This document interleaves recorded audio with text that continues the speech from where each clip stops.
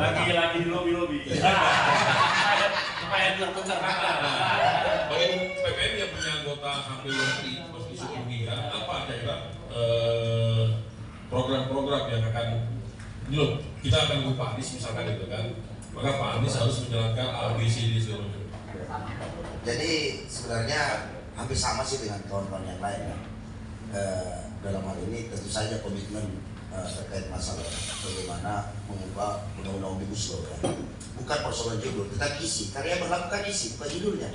Nah, kita mendorong itu ada nggak perubahan karena yang dilaksanakan di dalam isi daripada undang-undang omnibus itu mayoritas itu banyak jebakan Batman. Ayat-ayatnya itu terakhir selalu ditutup dengan dalam pelaksanaan undang pasal ini akan ditindaklanjuti dalam bentuk peraturan pemerintah. Peraturan pemerintah pasti pusat semua. Nah ini yang sekarang ribut.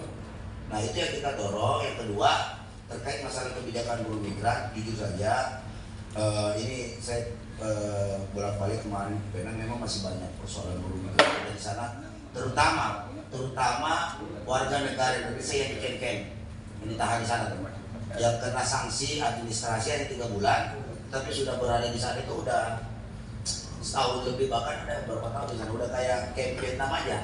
Itu harus sebenarnya kita pulangkan. Kemudian juga bagaimana terkait masalah kiriman mereka ke sini. Ya kan, ketika dia pulang, kiriman mereka banyak dipotong di sungai-sungai itu. Tentu saja ini menjadi catatan-catatan buat calon pemimpin yang akan nanti PPN didukung. Dan tentu saja dalam hal ini yang paling relevan, yang paling logis dari 3 nama yang muncul lagi ini, saya pikir yang paling objektif untuk dipilih oleh kaum buruh dan rakyat itu adalah Pak Anies.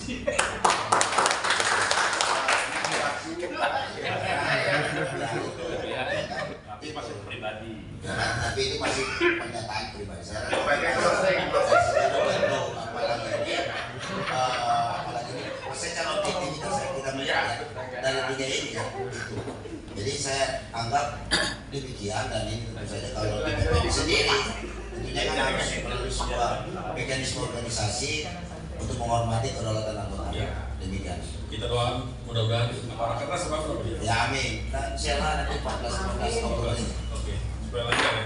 Ya. Oke, terakhir Bang Gubernur nih. Ya. Bang Gubernur ini kan kita dengar pada saat 20 tanggal 9 Oktober katanya akan deklarasi capres di GBK. GBK gede.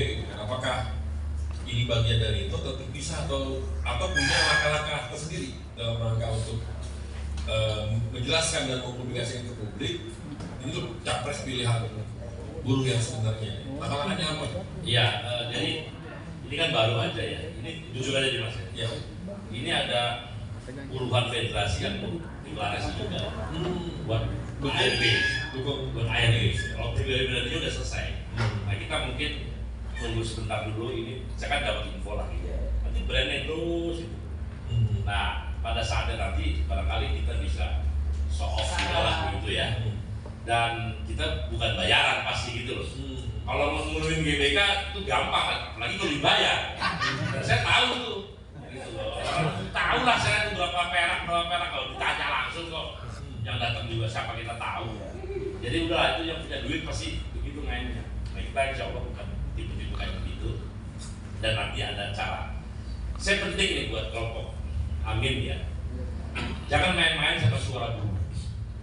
Ada 58 juta buruh ya, di perkotaan yang formal dan terbuka informasi, korek informasi, sehingga ini perlu serius, digarap serius. Nggak boleh sambilan, jangan sambilan garap itu. Ya, nanti ya harus serius. Kalau punya war room, gengnya Pak Amin punya wah gitu, bagaimana bro? Iya, rumah buruh atau apa yang itu mengawal di kawasan-kawasan industri dan sekitar. Itu buruh yang formal dengan keluarganya udah berapa? Kira begitu. Jadi ini serius nih pesan. Dan insya Allah kita akan ke arah sana. Jadi kami sama Pak Joko yang udah, kami mungkin masih menunggu beberapa teman lagi untuk kita bisa deklarasi. Entah apa namanya, Komando Gerakan Buruh KGB itu Anies dan Komando Gerakan Buruh ketua Pak Joko. Di sana itu. Tapi gini Mas ya, kita beberapa bulan terakhir kebelakangan ingin bahkan sudah banyak yang meneriakan people power. Betul kan? Ya. People power, people power, people power. Sekarang karena eranya nih udah terbuka, maka let's do people power and vote Anies Mohaimin di TPS. Itulah people power.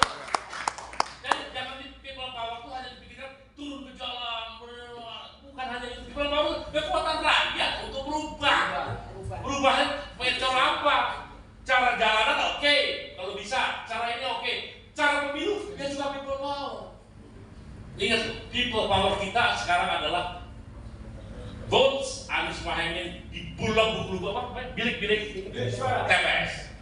Ingat kaum muda Indonesia, insya Allah kita berubah dan lebih baik. Terima kasih. Selamat berjuang. Assalamualaikum warahmatullahi wabarakatuh. Hidup buruh! Hidup buruh! Hidup buruh! Saya nyambung sedikit, Pak. Jumhur, Ya. sedikit maaf. Berarti Bung Jumhur bukan bagian dari Partai Buruh. Penegasan saya. Oh ya. Saya penting ini, karena memang Pak Dandi ya penting ya. Kita semua ini, kita bukan bagian dari Partai Buruh. Ya. Dan jangan mengklaim bahwa kita bagian dari Partai Buruh. Kita bukan. Dan kita orang bebas kan. Orang bebas. Saya tidak berpartai, tidak partai. Buat nyoblos partai apa urusan pribadi. Ya. Jangan nyoblos PKS juga kayak kan. Terima kasih. Assalamualaikum warahmatullahi wabarakatuh. Oke, terakhir nih dari Bang Indra nih.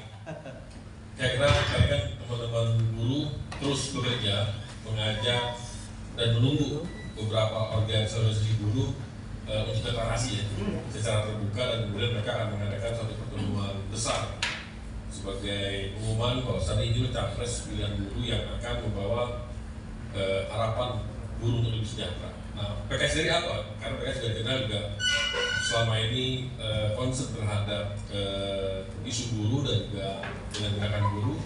Nah, apa yang mau dilakukan PKS? Bagaimana kemudian sinerginya dengan gerakan buruh? Ya, makasih Bu Rusdi. Pertama, saya berbahagia dan berbangga.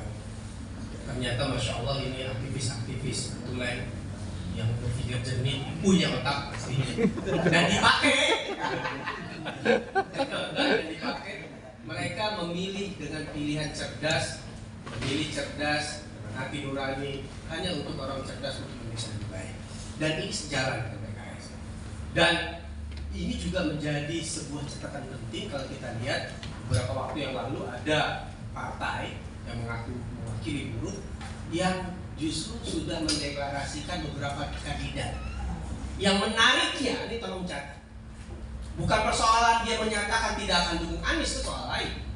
Tapi yang lebih menarik, lebih dalam pada itu adalah ketika kandidat yang dimunculkan adalah orang dari organisasi yang menjadi motor lahirnya Omnibus Law Cipta Kerja. Dan hari ini dia menjadi ketua tim sukses dari satu capres.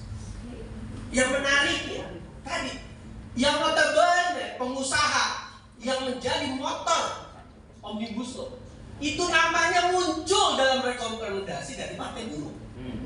Ada apa itu? Siapa Bang Indra? Ya kita tahu lah. Siapa itu? Ketua Kadin itu siapa? Pak Asad Rashid. Ada ketua Kadin, kita tahu Omnibus Law itu belakangnya siapa? Siapa otaknya kita tahu. Tapi yang menariknya, Partai Buruh, organisasi buruh yang menyatakan menolak Omnibus Law justru menjadikan otak Omnibus Law itu menjadi salah satu kandidat capres dari Partai Buruh. Iya. Ini Jangan pilih. Mantap tuh! artinya begini, Bu. Kawan-kawan, kita bisa lihat.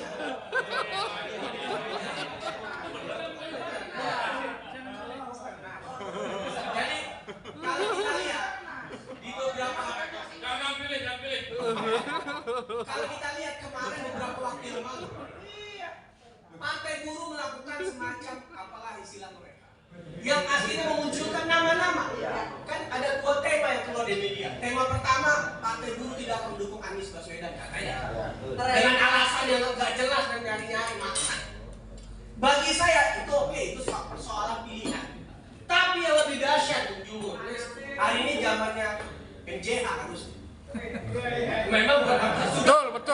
betul Pak.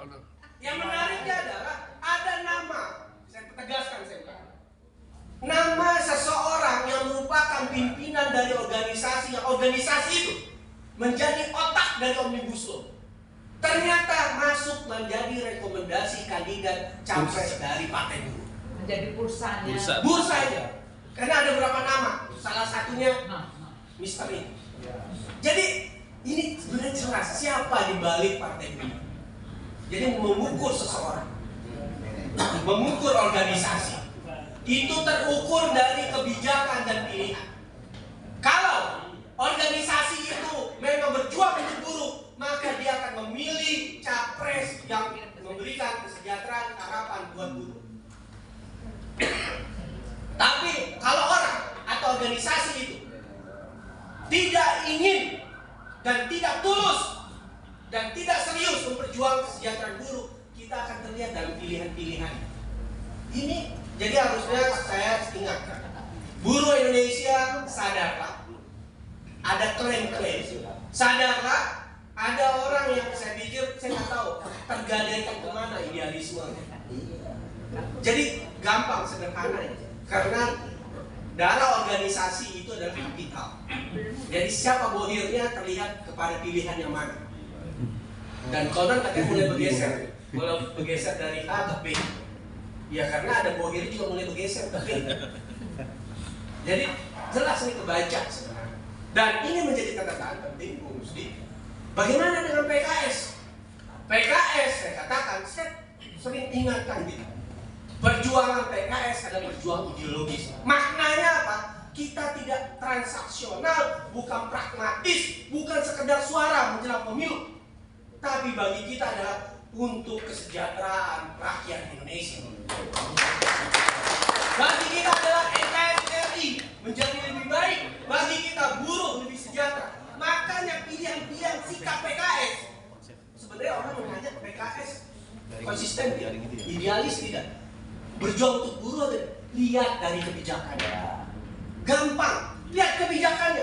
Kalau kebijakan PKS justru sejalan dengan buruh, berarti PKS berjuang untuk buruh. Dan itu saya berani tantang sekaligus di forum ini. Saya ditantang. Tunjukkan dan saya tegaskan, tidak ada sama sekali keinginan buruh yang tidak sejalan dengan PKS. Dan titik konsistensi itu bukan hanya tahun ini menjelang pemilu, tapi tadi saya citir bahkan 2005-2006 fraksi yang menolak pelemahan revisi Undang-Undang 13 itu adalah fraksi PKS. Karena betul saya tolak aksi saat itu. Mas Arief juga. Saya tolak aksi. Yang waktu itu Mr. SI masih ya begitulah. Bung Joko, SPN, saya tolak aksi sama Bung Karel waktu itu. Dan yang fraksi yang menyambut, yang konsisten menolak revisi Undang-Undang 13 adalah PKS. 2011 juga begitu. Saya yang orasi di paripurna karena saya anggota DPR. Nah, konsistensi ini terbaca. Makanya saya katakan, saya berani tantang bahwasanya PKS tidak punya DNA pengkhianat. Dan PKS konsistensi itu saling ditunjukkan. Oleh karena itu, jadi apa yang sejalan yang disampaikan, saya terima kasih Bung Daeng, Abdul Karom, Kiai Haji.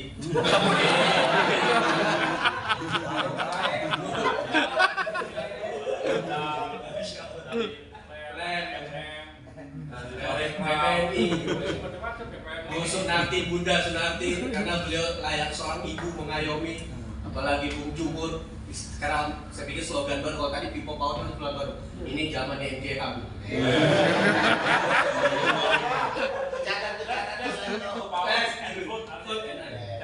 Kalau Pak Joko, saya pikir Pak Adi Joko clear, idealismenya terjaga. Nah, artinya sekarang perjuangan PKS buat kami menjadi sangat terbantu karena inline. Dan saya tidak ragu, acara ini, walaupun tidak ada acara ini, walaupun mereka belum komunikasi dengan Anies Baswedan, saya punya keyakinan selagi perjuangan mereka murni untuk buruh, saya punya keyakinan mereka akan memilih dukung Anies Baswedan. Begitu juga PPMI, belum deklarasi memang, tapi saya punya keyakinan sekaligus mengajak, karena Bung Daeng kan nggak Tetapi sekaligus saya mengajak karena belum ya. Enaknya, ruginya belum tuh gini. Jadi nggak lepas. Gitu. Jadi saya mengajak PPMI dan organisasi-organisasi buruh yang lainnya, pilihlah dengan logika Anda, dengan kotak Anda, dengan hati Anda, maka pilihan itu sejalan dengan PKS. Apa itu? Anies Rashid Baswedan. Dan tentu pada kesempatan ini saya mohon maaf Bung Jumur, selain Anda memilih Anies Rashid Baswedan karena dia adalah harapan kita, rekam jejaknya jelas dan seterusnya, saya juga mengingatkan Omnibus Law yang kita tahu PKS dalam hal ini belum bisa mempengaruhi yang lain karena size kami belum besar. Oleh karena itu sebenarnya kalau ingin mengawal Anies nanti konsisten dengan janji seperti nanti disampaikan, seperti Bung Dayeng, Bung Jumur dan Pak Joko, supaya Anies lain kita kawal melalui parlemen jalanan, maka kita perlu mengawal melalui parlemen yang konstitusional, itu di DPR RI. Dan menurut saya, ini mohon maaf, saya orang PKS, tapi saya pikir saya juga objektif, yang layak diberi mandat, yang layak dan patut kita beri size yang lebih besar, sehingga bisa mengawal nanti revisi Omnibus Law Cipta Kerja atau perubahan Omnibus Law Cipta Kerja dan seterusnya, mengawal, mendukung, menjaga Anies Baswedan supaya tidak diganggu oleh oposisi yang gak jelas pada waktunya nanti, misalnya atau mereka ya partai-partai yang lain. Maka kuatkan PKS, besarkan PKS, pilih PKS, berani ketika